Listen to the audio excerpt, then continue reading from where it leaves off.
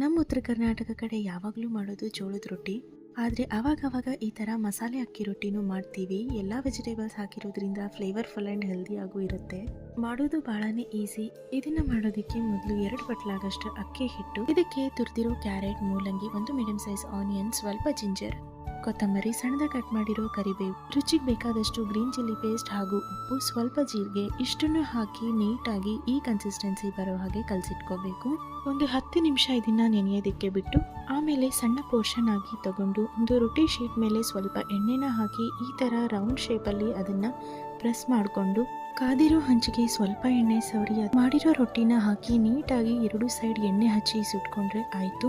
Healthy ಹಾಗೂ flavourful ಆಗಿರೋ ಅಕ್ಕಿ ರೊಟ್ಟಿ ರೆಡಿ ಆಯಿತು. ಮಾಡೋದು ಭಾಳನೇ ಸಿಂಪಲ್. ಇವಾಗಲೇ ವಿಡಿಯೋನ ಸೇವ್ ಮಾಡಿಕೊಂಡು ಪಕ್ಕ ಟ್ರೈ ಮಾಡಿ. ಸೊ ಟೇಸ್ಟ್ ಅಂತೂ ಅಮೇಝಿಂಗ್ ಆಗಿರುತ್ತೆ. ನೀವು ಇದನ್ನು ಚಟ್ನಿ ಜೊತೆನಾದರೂ ಸರ್ವ್ ಮಾಡ್ಬೋದು ಅಥವಾ ಹಾಗೇನೂ ತಿನ್ನೋದಕ್ಕೆ ಅಮೇಝಿಂಗ್ ಆಗಿರುತ್ತೆ.